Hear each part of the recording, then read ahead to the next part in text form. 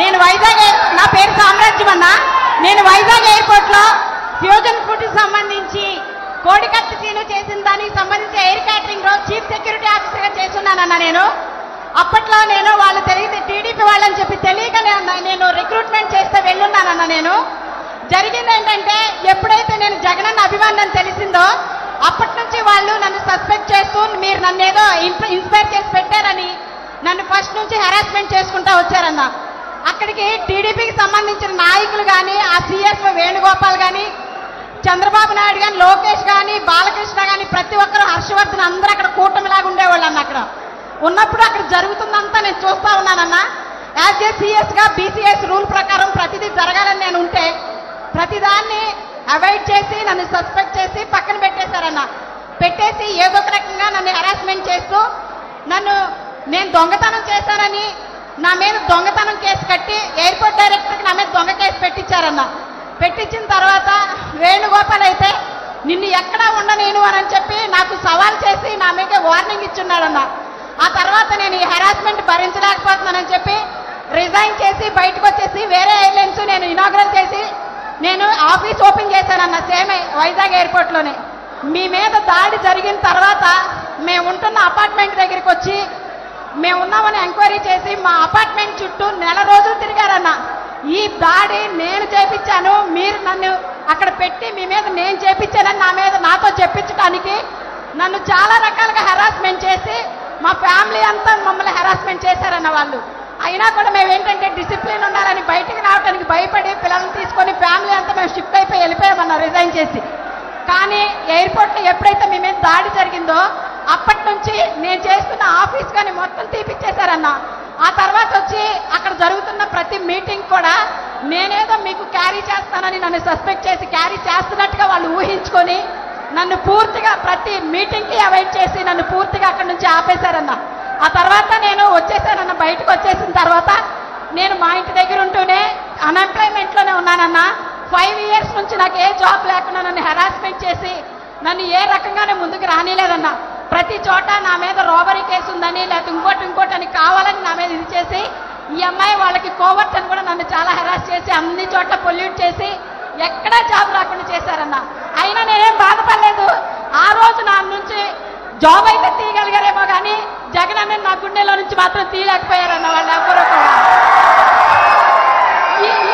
ఈరోజు బోండా ఉమాగాడు చేసిన ఆ పని చూసిన తర్వాత నేను నా ఫ్యామిలీ ఏమైపోయినా పర్లేదని చెప్పి నేను ముందుకు వచ్చేసాను. ఆ రోజు జరిగింది కళ్ళారా ప్రత్యక్ష సాక్షి నేనే. అక్కడ జరుగుతున్న ఒక దరిద్రమైన ఆ కూటమంతా లోపల జరుగుతున్న చీకటి ప్రపంచం అంతా ఐ విట్నెస్ నేనన్నా. ప్రతి ఒక్కరూ చేసిందంతా నా కళ్ళతో నేను చూశాను. కానీ నేను ఏ రోజు నోరిప్పలేదు.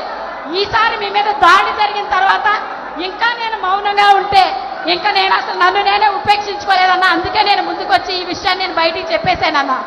అంతేకాదన్నా, బాండవమ్మ అప్పుడు మీ మీద దాడి చేయించినప్పుడు మీరు బస్సులో బాధపడుతుంటే చూస్తుంటే నా గుండెను అవిసిపోయినట్టుగా నేను ఇంట్లో పడి ఏడ్చామన్నా. మీకేమన్నా జరిగితే భరించే ఓపిక అయితే మా దగ్గర లేదు. నిజంగా ఏం జరిగినా మీరెప్పుడు బాగుండాలి. మీ కాళ్ళ దగ్గర దరిదాపుల్లో కూడా ఎప్పుడు కూడా మహాకూటమైనా కూడా మీ దగ్గరికి రానియు. అందరి తరిమి కొడతామని చెప్తామని తెలియజేస్తానా. మీరు బాగుండాలి. ఎప్పుడు మీతో కలిసి ఈ యుద్ధంలో ధైర్యంగా పోరాటానికి మేమంతా సిద్ధం అని చెప్పి మీకు తెలియజేస్తానన్నా.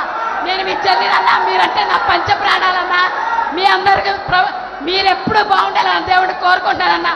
ఈ యుద్ధంలో మీతో కలిసి మేమందరం కలిసి సిద్ధమన్నా. ఎంత అబ్యూస్ చేసినా మమ్మల్ని ఎంత బాధ పెట్టినా మాటలు చెప్పలేనంత విధంగా సోషల్ మీడియాలో మా గురించి పోస్టులు పెడుతున్నా కూడా మేము పట్టించుకోలే. మాకు కావాల్సింది మీరు. మీ గురించి మేము ఎప్పుడు అలాగే భరించాలనుకున్నాం. మేము పట్టించుకోలేదన్నా. మీరు బాగుంటారు. మళ్ళీ మళ్ళీ మళ్ళీ మీరే సీఎం అన్నా.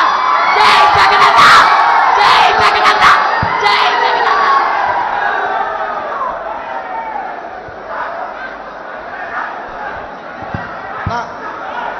గుడ్ మార్నింగ్ అన్న. నా పేరు మల్సాని అనిల్ కుమార్ రెడ్డి అన్న. మా తమ్ముడి పేరు మల్సాని భరత్ కుమార్ రెడ్డి అన్న. నేను అన్నమయ్య జిల్లా రాయచూడి నియోజకవర్గం ఇక్కడ వచ్చా అన్న. ఒక్క నిమిషం తల్లి, మీ పేరేం పేరమ్మా? అన్న సుచిత్ర. అన్న సుచిత్ర. ఒకసారి కేన్ ఒకసారి చిదానంద్ ఒకసారి అటాచ్ చేసుకోండి. అన్న నా పేరు కోట సామ్రాజ్యం అయితే నన్ను సోషల్ మీడియా అన్ని నిత్యం శుచి అన్న నా పేరు. అమ్మా సీఎం భార్గవ్, సోషల్ మీడియా పరంగా ఎవరైనా కూడా హెరాస్మెంట్కు లోన్ అవుతాయి. సోషల్ మీడియా పరంగా ఎవరైనా కూడా హెరాస్మెంట్కి లోన్ అవుతే